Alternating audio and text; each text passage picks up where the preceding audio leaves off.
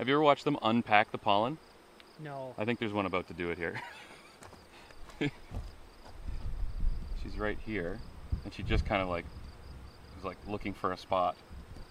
You see her with the bright orange, safety orange, like right here. Uh-huh. So you can use like her middle legs to strip that all off. I wonder if we're gonna get to see it. It's really funny. It's like when you see a fly washing its face with its elbows. Uh-huh. Yeah, they're not crazy about the breeze right now though.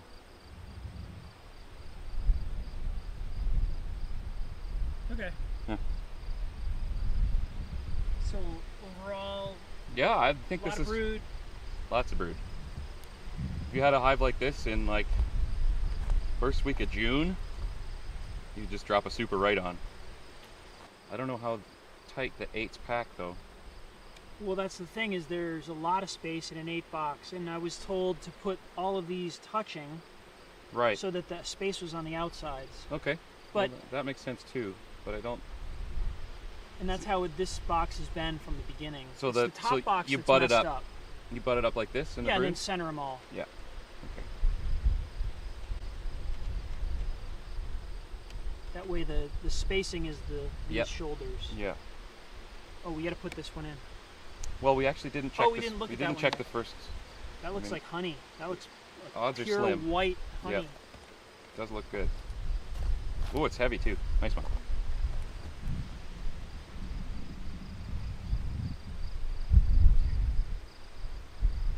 Yeah, and that's almost all drone size comb, right? Yeah, it's big It's and like- deep and Yeah, same on the other side. It's all drone size comb. is drone size comb No, I the don't. same as I honey? don't. I don't know if there's an optimal. I just know that that's a thing that happens with foundationless, which is why with the frames that I did foundationless this year, I put the foundationless ones in parallel to pulled frames that were all brood size comb. So they were all like super uniform because there's none of this like edges where they go from drone into Yep. brood size. I don't think it's better or worse. It just looks more uniform. Yep.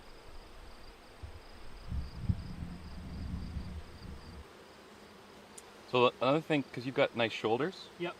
I just do this Yep. so and that then rub it. the toes are touching and you go all the way down. Yep. Yeah. That was also a suggestion.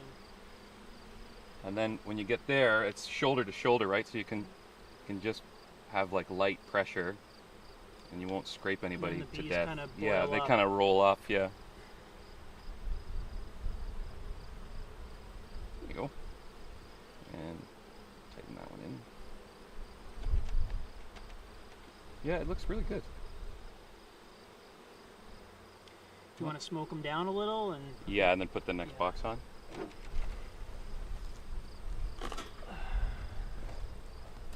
I can actually, having lifted a whole bunch of 10 frame boxes over the last couple of weeks with my harvest, yeah. I can see the attraction of the 8. Because I can lift this without it feeling like I'm getting a hernia. Yep. Weird wind right now. This is hard to. Yeah, I don't know if I want to open these, to be honest with you, because you're just going to break a lot of... Like, this is obviously nothing but honey. At least at the tops. Was she up here last time, or She downstairs? was up there 2 weeks ago. She was down here last Thursday. Come on, bees, go down. Yeah, I mean, I think there's such a thing as inspecting too much, but... Well, let's put this back on top anyway. Yeah, go on inside.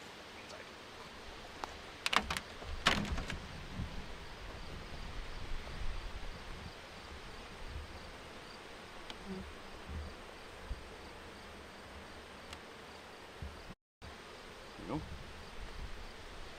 So what do you think? Do you want to check these two frames? That's the thing. I wanted to kind of get your advice on how to do this, or this is the question. When you're in this situation and you have all these things that are really packed and really obviously brace comb everywhere, Yeah. like how do you inspect that, or do you not? Well, just so, not, okay, in one of my hives, this would be, because I only keep one hive, Yep. and then I have a queen excluder, and then this looks exactly like a super full of honey to me. Okay. And so, I would leave it alone, and then in harvest you blow the bees out, and then you can easily take it all apart without worrying about. Right. So, but we know the queen is probably up here. She probably is, yeah. And but she would be below all this stuff is brood. Yep. Because this is a second brood box. Yep. So you're not going to be able to extract those frames where there's brood on them, obviously. Right. You're not going to extract. I'm not going to. Anyway. This is a winter. Yeah. This is my winter. Yeah. So they look, lifting that, they are totally ready for winter. If it snowed tomorrow morning, they're fine. Really? That's like, what do you say, 35, 40 pounds? Easy? Easy, yeah. More than that. So in our climate, like zone 5, 6, 40 pounds of food is lots. Okay. Yeah, I still kind of want to look in there. I just want. Well, let's have a look at this frame here, because it looks like it's not quite as attached. The other thing is the queen we know is in here. So. Yeah. But that's the last thing you want, is to pull and roll her. Of course. Yeah. Of course. Because then who's going to lay eggs?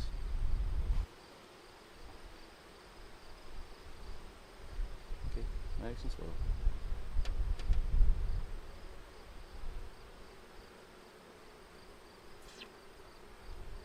Any sign of Lady Blue?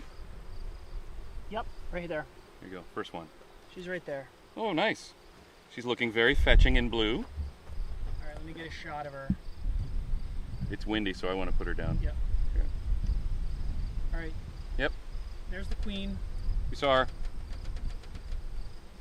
Lots of eggs on that frame too.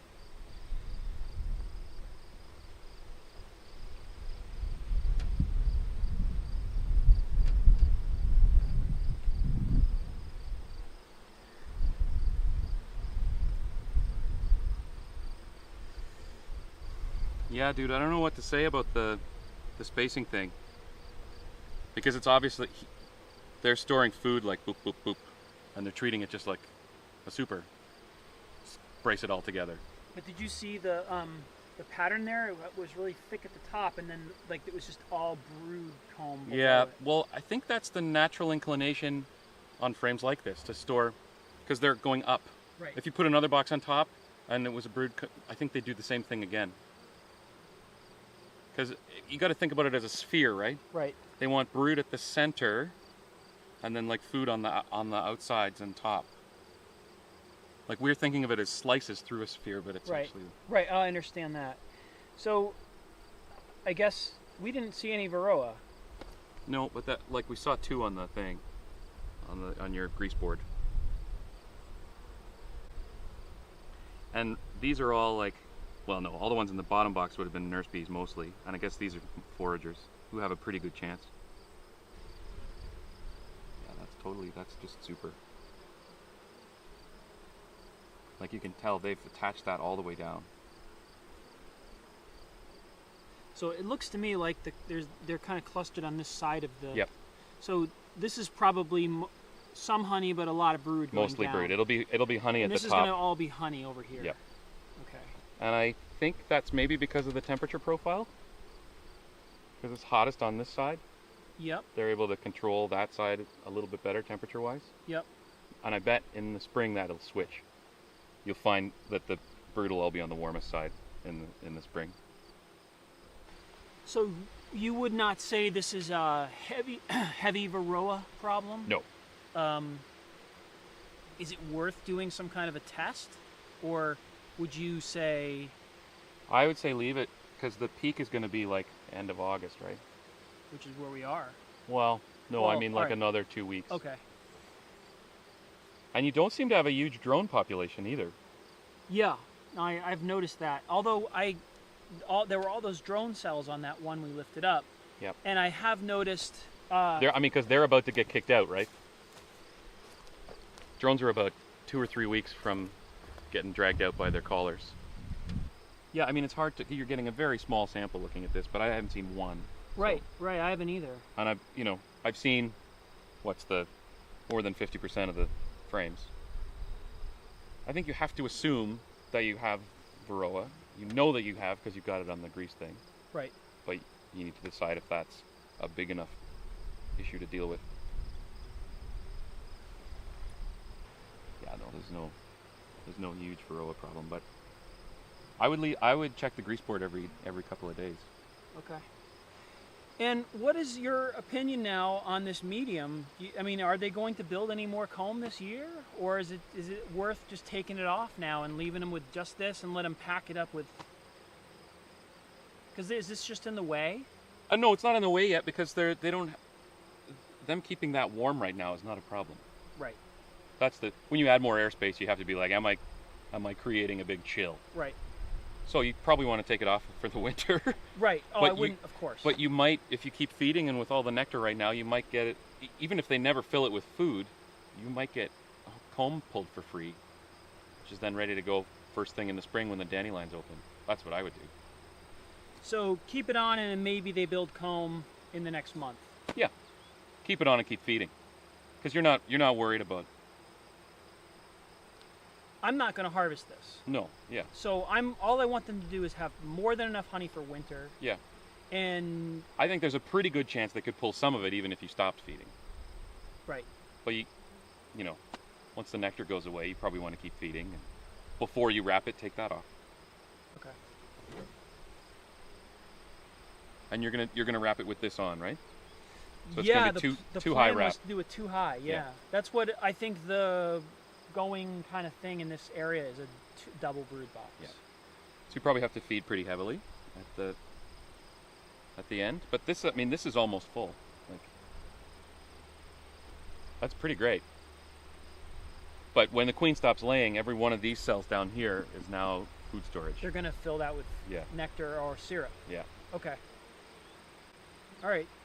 Well, you want to let's button it back up together. See, all right. Let me explain how this evolved. I had just been putting my feeder directly on here all summer, and then my lid on top, my empty super and my lid. Yeah. And I had the bottom board thing in, but the entrance reducer was open. So someone said your bees aren't getting any ventilation because there's nothing coming out the top. There's nothing coming into the bottom. Oh, okay. Yeah, so they said, okay, you should someone suggested putting the feeder up on slats so that it would raise it up so that ventilation could come out here. The bees could still get the food, but there would be some heat coming out.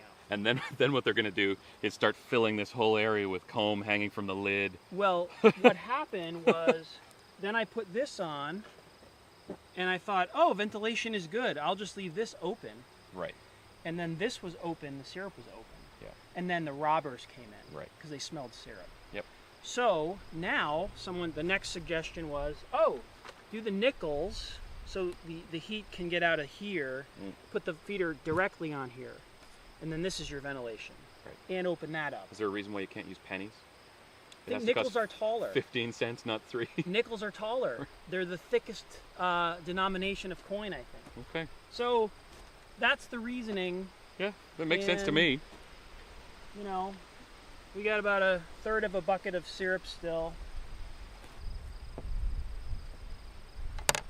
So I've been leaving this open still for whatever heat gets in or out. But I put the screen on here. Yep. That's smart. So it still is ventilated, but nothing can get in or out.